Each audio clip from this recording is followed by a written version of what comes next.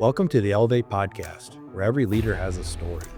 We bring you conversations with influential leaders who are shaping our local communities.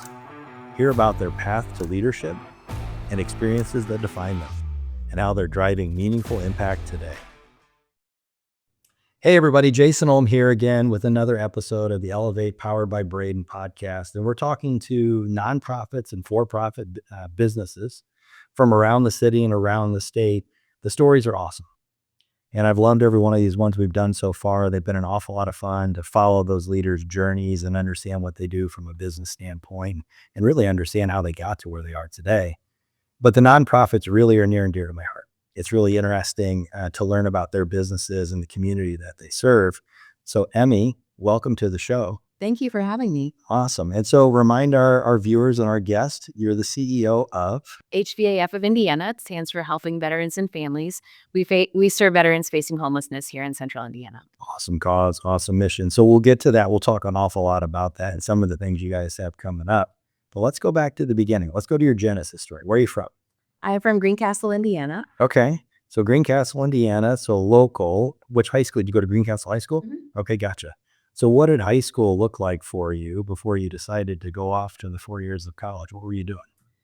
I was a pretty thoughtful student, so focused on grades. I had a part-time job at a hometown video store called Video Express. Okay. Which honestly, I was a pretty shy kid. My mom loves to tell people that people would ask from time to time if I was mute because I never talked.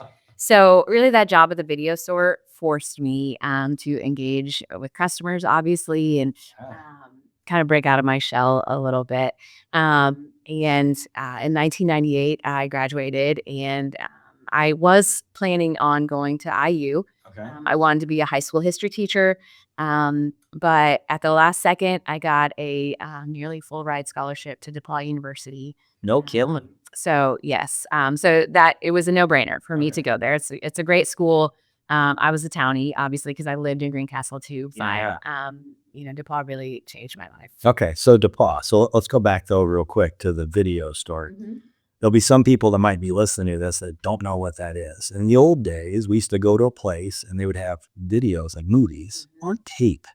And you could get them and take them home and you could watch them. And it was awesome before all this new stuff. So for all the young kids watching, that's what we're talking about. It's true. And, probably when we reach the apocalypse or whatever, I am able to repair VHS tapes. So I have a marketable skill. Okay. Somewhere. So Naomi, we've had a lot of folks on the show. I've met a lot of people. You might be the first person that I know personally who can fix a VHS tape.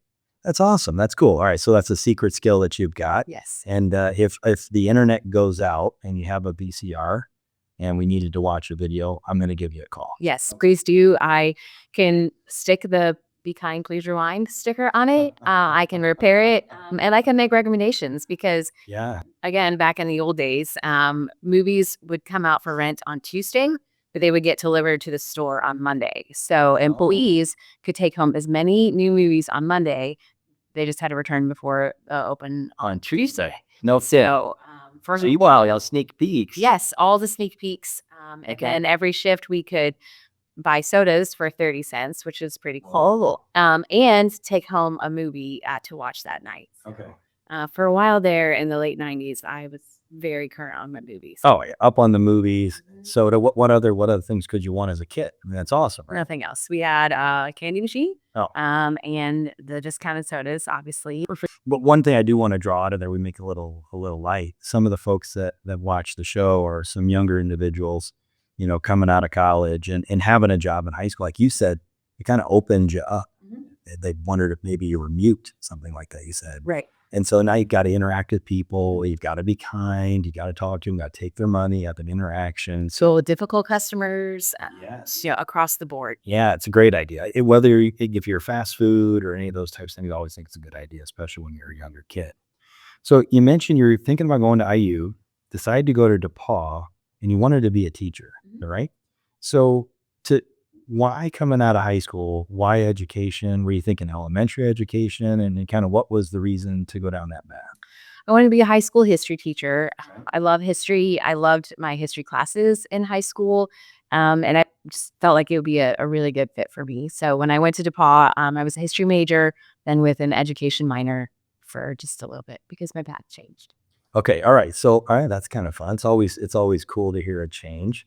So, history major, education minor, your path change. What happens? Is there a somebody that kind of comes and talks to you? Do you learn something new? What happens? So the great thing about DePaul is when I was a student, they have something called winter term. It's the month of January, where they encourage you to kind of do an off-campus experience.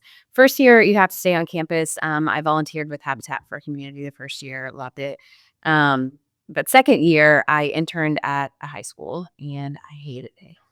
Um, excuse me. I think it would be great to teach students who wanted to learn and who were eager to be there, but it's pretty clear that most students don't want to learn history or be there. And I just felt like that would be a grind for your whole career. So I just realized it wasn't a good fit for me and I needed to figure out something different. Yeah, what a great opportunity to learn while you're young, Mhm. right? And so you got an opportunity to go to the school, decide that this isn't going to be your path, but still you like education and those types of things. So where's the change and where do you navigate to?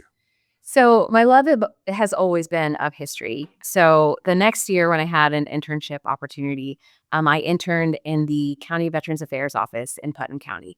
And every county in Indiana by law is required to have a veteran service officer. So they are really the front line of helping veterans file for disability claims, link them with health care, help with their property tax deductions. And I loved it. It was there in Greencastle too. And the veteran service officer was great. You know, veterans would come in and their families and they would need help and he would connect them with resources. And he asked me, you know, if you really love this, why don't you consider for your senior year interning in Senator Lugar's office? Because you could do the same thing on a statewide level. So he made an introduction there for me. I did intern for the senator in January of my senior year. They asked me to stay through May and then hired me when I graduated.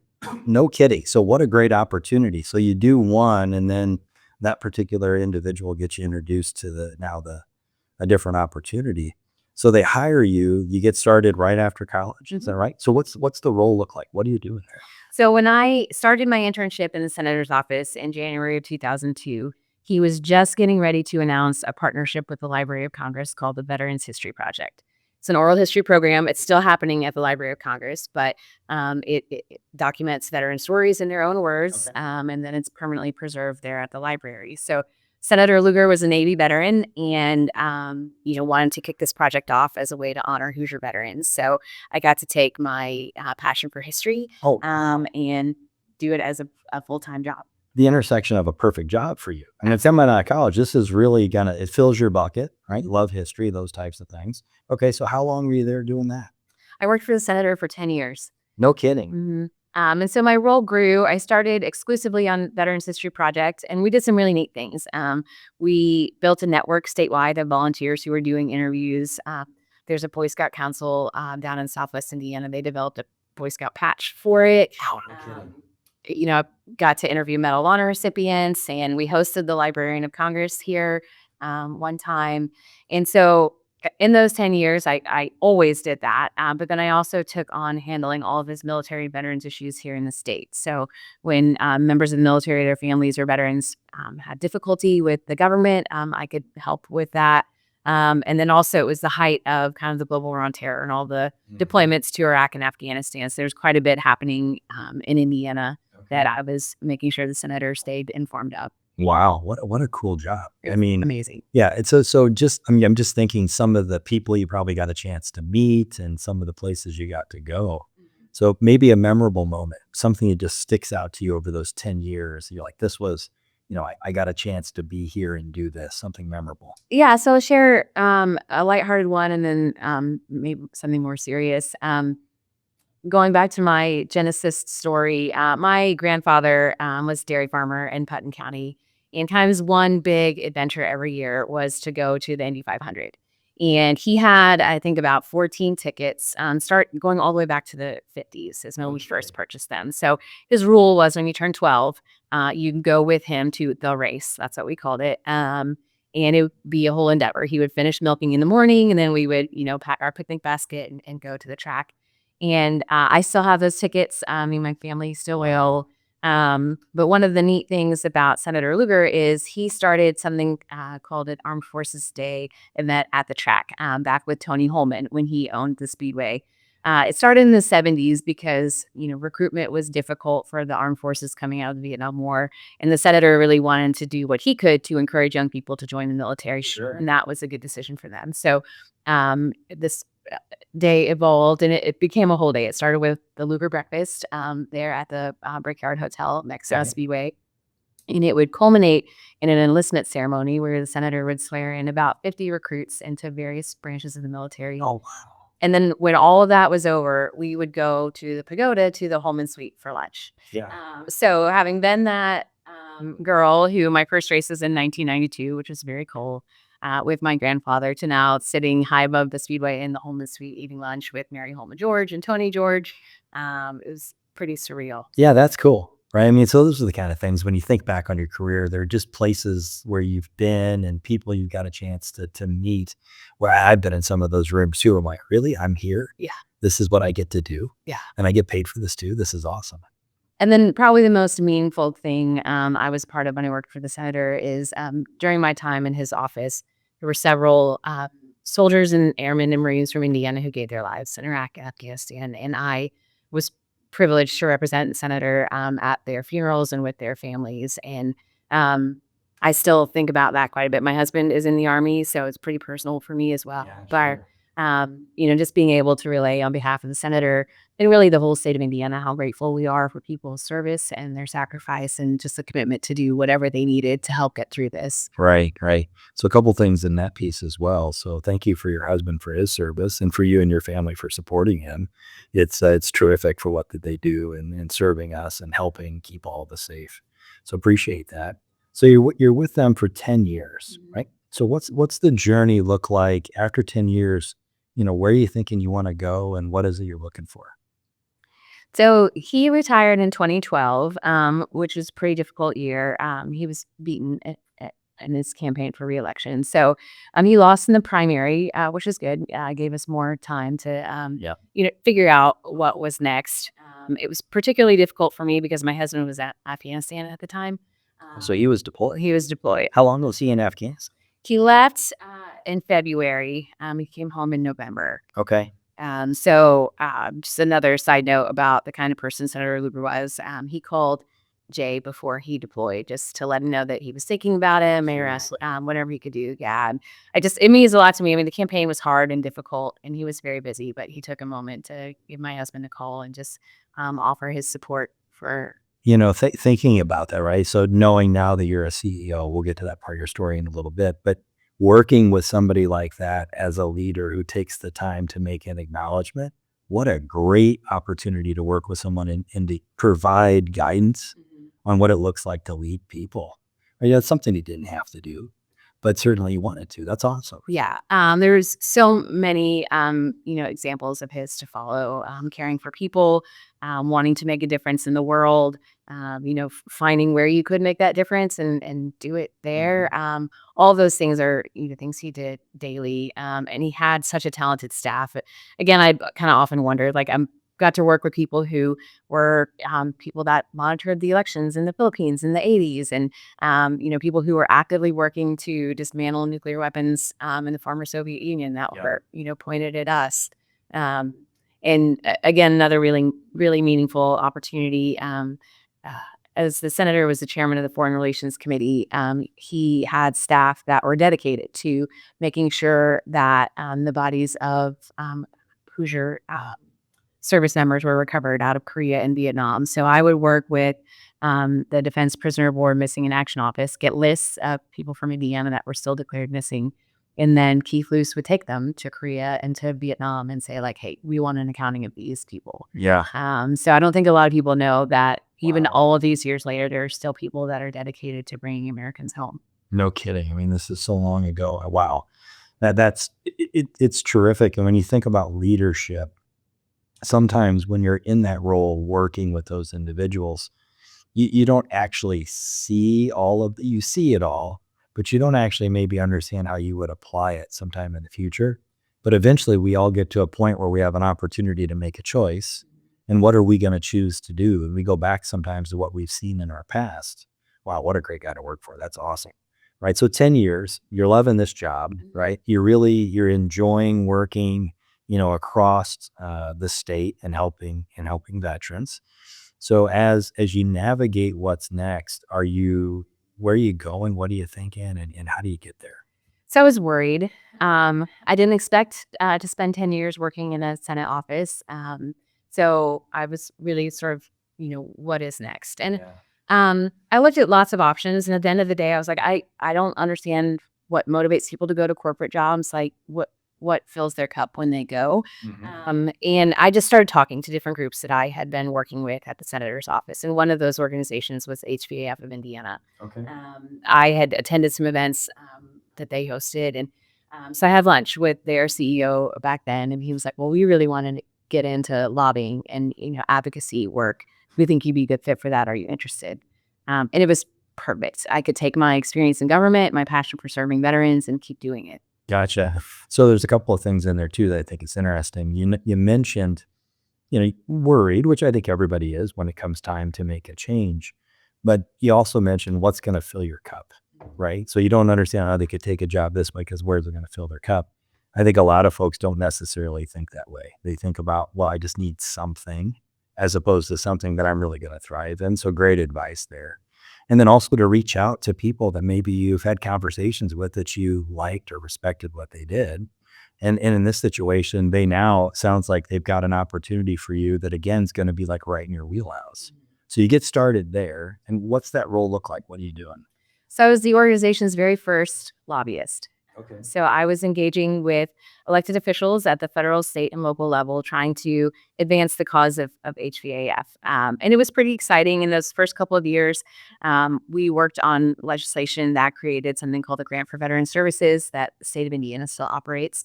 It's the first state investment in ending veteran homelessness. But we're about 60% federally funded. So just making sure that those officials in Washington understand how important these grant dollars are and how we're utilizing them to end veteran homelessness has been really helpful to us. In that particular job, did you like that role? Did you like doing that lobbying and those types of things? Did you enjoy it? I did. It can be a little frustrating because progress is slow. But my whole career, I felt like has been based on relationships. So building key relationships, helping people kind of see behind the curtain of HVAF and what we do every day is really rewarding. Most people don't understand the need in our community. And then when they see the services that are delivered every day, they're pretty blown away. Yeah, it's interesting. And by the way, I love that idea, building relationships. Most of my career, you said, has been building relationships and maintaining it. Mine too, by the way. And so great to hear that. So, but this is like 2012. So 2012, right? So now flash forward to 2026, you're the CEO. What's the journey look like? How do you end up getting to the role of CEO? When does that happen?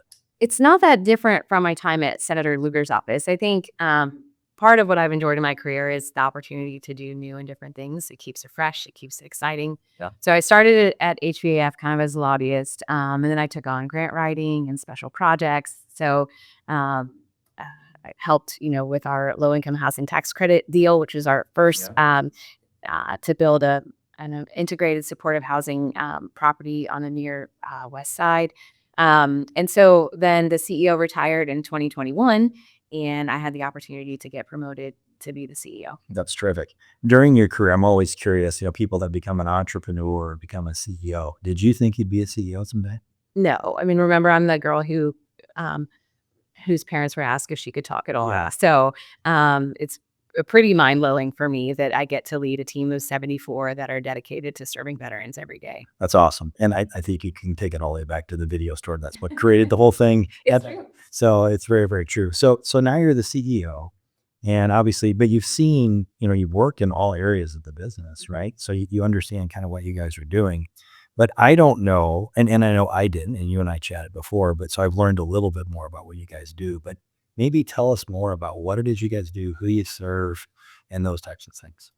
So I'll go back to the beginning. HVAF was started in 1993, actually by a group of volunteers who paired with Steve Peck, who is the son of actor Gregory Peck. He is a Vietnam veteran, and when he came home from Vietnam, he started making documentaries. He made 2 about veterans and 1 about veterans facing homelessness.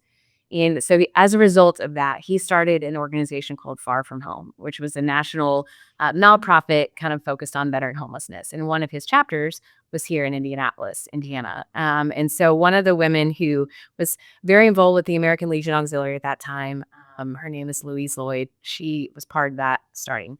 She turned 100 last April, and she's still involved. She'll still collect socks for veterans and comes to our annual stand down event to show them. Yes.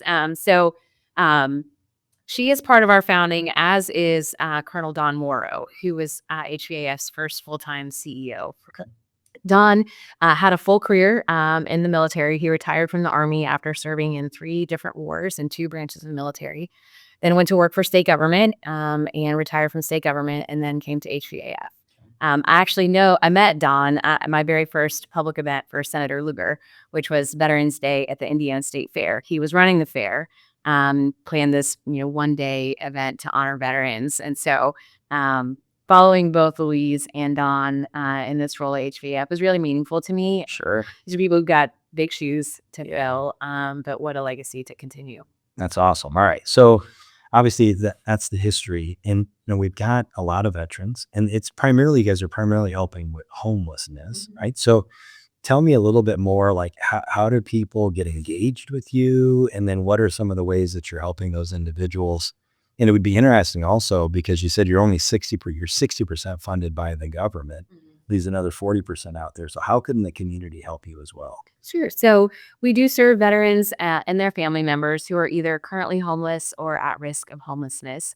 And we can help with housing in a variety of ways. We have 103 transitional housing beds, so temporary housing. Veterans usually stay about 6 months, and they work with a case manager to kind of address all their barriers to self-sufficiency, and they move on. We have a really large rental assistance program, and so we provide rental assistance in Marion County and all the donut counties as well. Yeah. For veterans who are either currently homeless, so we can help them find an apartment, kind of get them stabilized, or who are facing eviction. So like they've received an eviction notice or they're within 14 days. We can help catch them up and get them stabilized there. And then in 2019, one of the initiatives that I helped implement was we added permanent supportive housing to our housing options, which is really reserved for the most vulnerable veterans, ones who might need lifelong support to maintain their housing. So significant mental health challenges or physical disabilities, something that makes it difficult to maintain housing. And along the years, we've learned that it takes more than housing to impact a veteran's journey. So we've added an employment services program. So we work with veterans who need a job right now. So it's a light touch. We help with resumes, interview preparation, clothing for interviews if they need that. Oh, yeah. And then job applications. And then in 2021, we started a program due to the Lilly Endowment's generosity that we call VetWorks. It's really innovative. Call it a work, learn, and earn program. So it starts as an internship, either at HVAF or with one of our partners like Downtown Indy. So if you can see some of the street ambassadors, the clean team members, Yeah, sure. many of them are veterans that are enrolled in our program. And the first phase of the program is really designed to build or reestablish soft skills. So coming to work on time, working well with others, following directions. And they do that practically with the on-the-job experience, but they also do an online curriculum to kind of reinforce that. And then when they successfully complete that, we can help with harder skills. So education, apprenticeship, training of some sort that will help prepare them for a career that pays at least $20 an hour or more with benefits. Wow.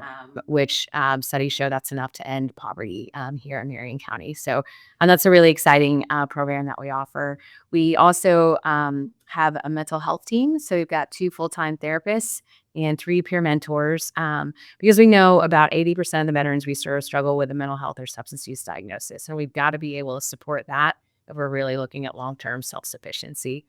Then lastly, we have a Veterans Community Center, which is named after Colonel Don Morrow, that houses our food, clothing, and hygiene pantries. So every Tuesday and Thursday, we're open for any veteran in the community who needs help meeting their basic needs. That's amazing. So where's that located?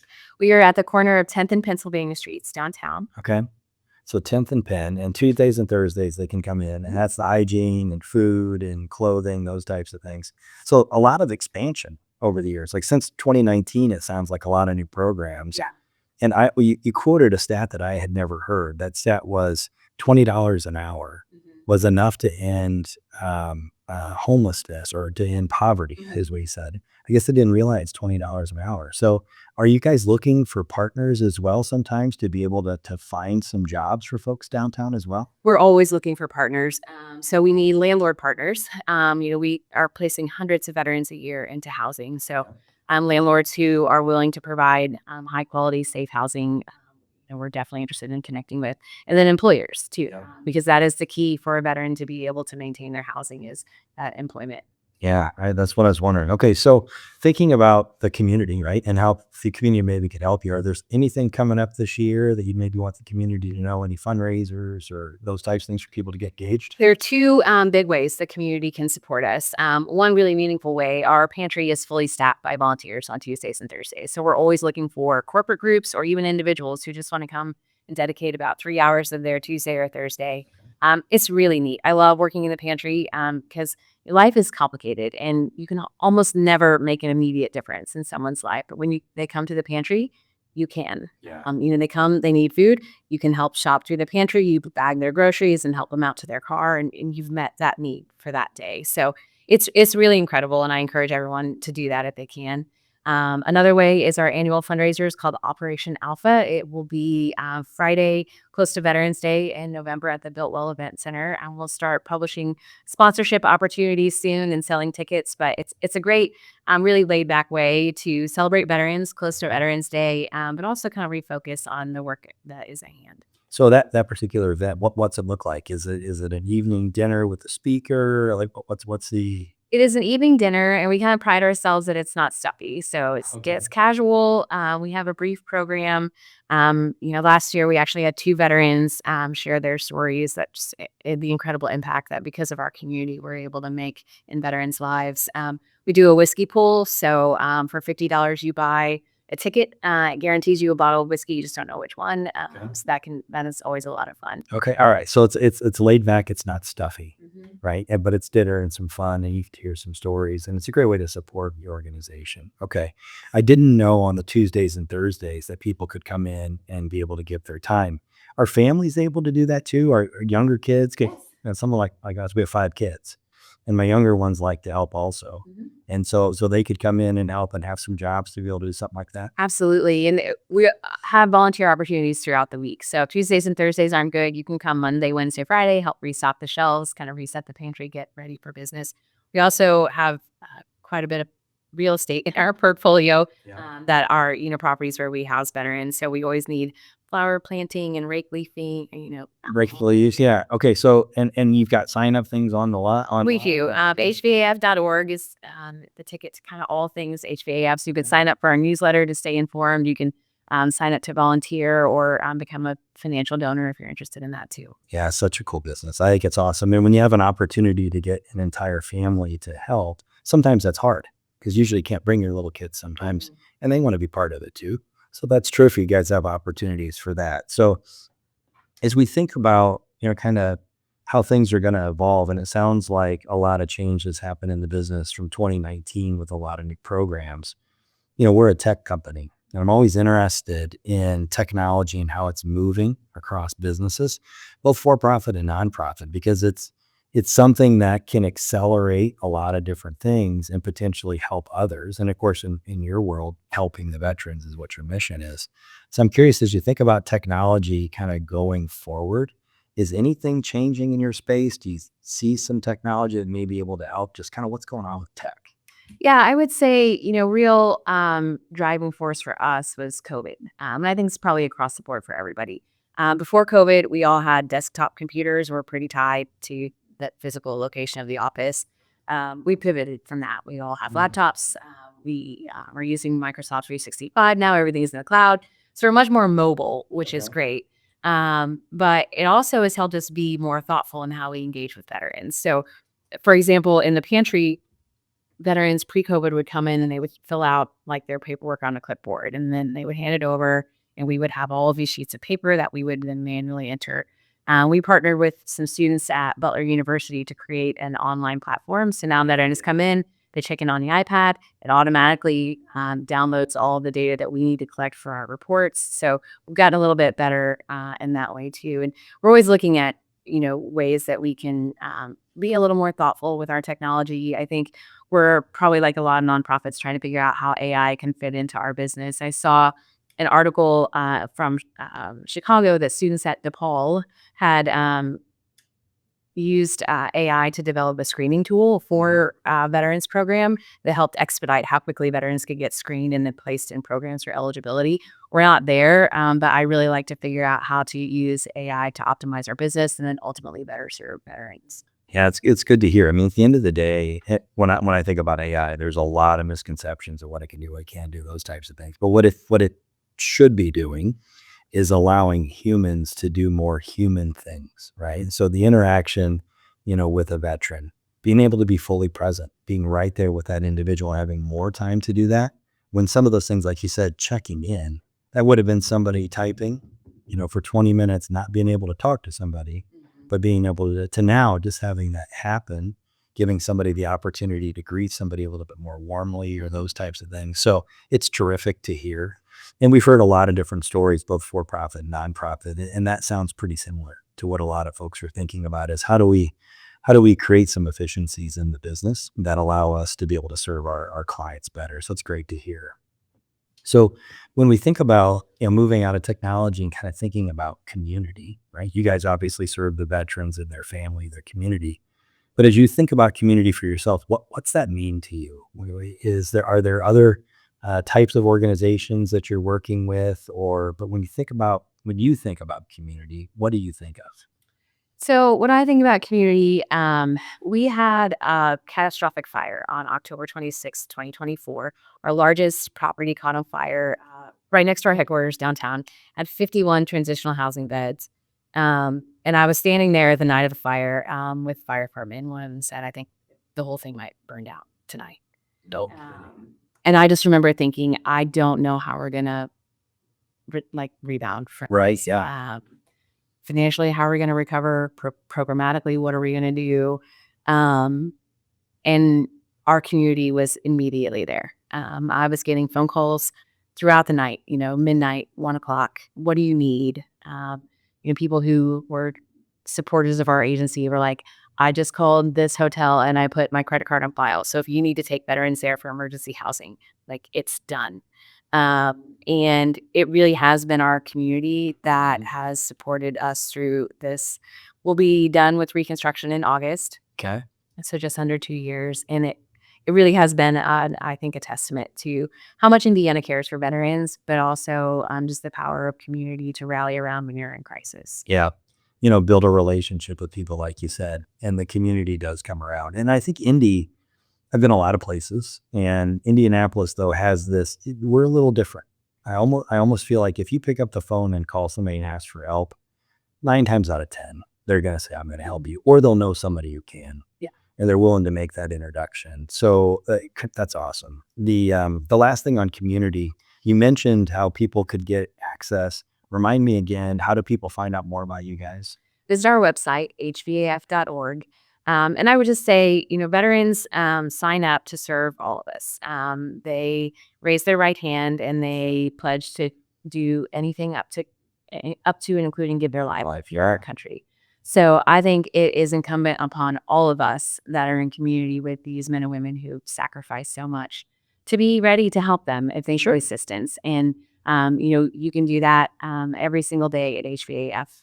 Yeah, that's terrific. It's awesome to hear. So there's ways to give back, obviously, with your time by going down and volunteering, give by your treasure, obviously, as well, but also have the opportunity just to share your mission with others, because the more they find out about it, the more you can get involved. And so it's terrific to hear all those things. And Well, the reality is that veterans are more likely to be homeless than non-veterans, especially women veterans are the fastest growing segment of the homeless population. Okay, go through that again. So veterans are more likely to be homeless than non-veterans. The latest data out of Marion County is that 4% of Marion County residents served in the military, but 8% of those experiencing homelessness in Marion County are veterans. So they're overrepresented in the homeless population. Wow, I had no idea. It's really sad, that there are people who signed up to serve our country and they come home and they live on our streets. So we really do owe it to them to build a safety net that gives them the opportunity to live the life that they deserve. You mentioned something else also. Even you mentioned women veterans are even more. So say that again. Women veterans are the fastest growing segment of the homeless population. And, we've seen it after 9/11. There are many more women who serve in uniform. Thankfully, building upon a legacy of women who served in much harder times. But they face unique circumstances. Women are at risk, a high risk of military sexual trauma. They face domestic violence at higher rates, and they often have children. So they come with really complex needs. But again, I think, we owe it to veterans to build a safety net to support them. Yeah, I completely agree. I'm curious, when you think about helping the veterans and those things that you mentioned families, what's that look like? You mentioned kids and wives and spouses. I understand, right? Getting a veteran into a home or getting them into a facility or getting them a job.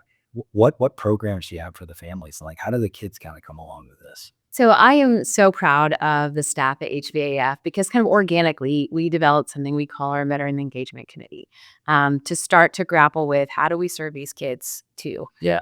So a week from Saturday, we'll be hosting our annual Easter egg hunt, an egg extravaganza, as they call it, to engage with those kids. We host back to school carnivals and trick or treat nights. And, Sure. I can't imagine the trauma of being homeless as a child Yeah. and all that they go through. So we can have these moments where we just provide some lighthearted fun for families to, connect and engage in a healthy way. Wow. And that is the idea of our staff. That's just an organic thing that your staff can. Yep. And it's all volunteer. Okay. So they volunteer their time on the evenings and weekends to, lift up these families. And then obviously our case management staff provides care for the entire family. Sure, of course. So on those, like the Easter egg hunt, you make that open to the volunteers as well? Mhm. Okay, so that's something people could volunteer for? Yes. So we have several volunteers on the Veteran Engagement Committee that are non-employees, but they volunteer. One thing we started this year, it's called our Birthday Brigade. So we collected the birthdays of every child that's in our permanent housing program and kind of their top likes. And so on their birthday, a brigade of Veteran Engagement Committee members show up with a cake and all the supplies for a party and some gifts. That's awesome. Yeah. I mean, at the end of the day, that's a memory that they're going to have for the rest of their lives. And like you said, it gives some lighthearted fun and an opportunity for those kiddos to have something that are going through a little bit more stress than many of us will never know. Mm-hmm.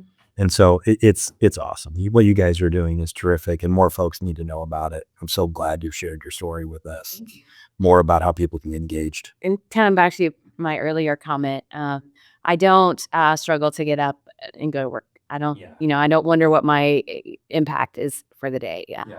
And, to be a part of a team that changes lives every day is really rewarding. Yeah. And you went back to what's going to fill your cup. Your cup's full every day. It is. It's awesome. Well, it's terrific. So before we get into kind of closing, it'd be good to understand, outside of helping veterans and families, what's fun? What are you doing these days for fun? So we have 3 kids. Chloe is our oldest. She's a junior at IU. And then we have 17-year-old twins. So we're navigating the college search with them as well. So that takes up quite a bit of time. Our daughter just got inducted to the National Honor Society last night. So That's awesome. we're really focused on family. I'm from a big family. And I think I've always understood how important family is, and continuing that with our kids too. Yeah. So, okay. So you got one in IU. Mm-hmm. What are they studying there? She is a public health major with the goal of becoming an occupational therapist. Okay. Gotcha. And then the twins, are they junior, you said? Juniors, yeah. Okay.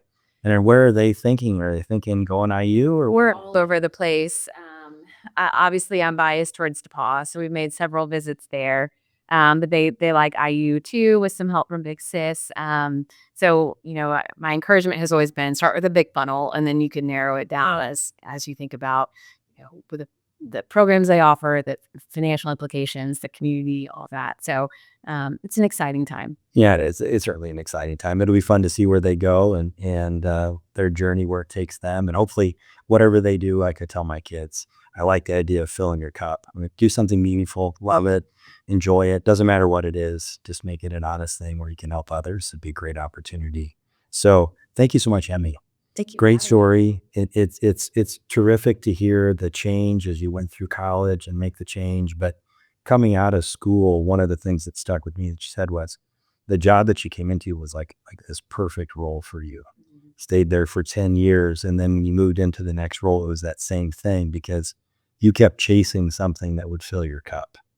And the last thing that I'd close that just kind of sticks out to me as well is becoming the CEO and remembering that when you were a kid, people asking your mom and dad if you were mute. So it just tells everyone that if you follow, where you want to go and you keep working and doing the right things, you're going to end up serving others and helping. And you just happen to do it at a really cool organization here in Indiana. So thank you for your service. Appreciate it. Thank you so much. Thanks for being on the show. Happy to be here. Thank you for listening to the Elevate podcast powered by Braden.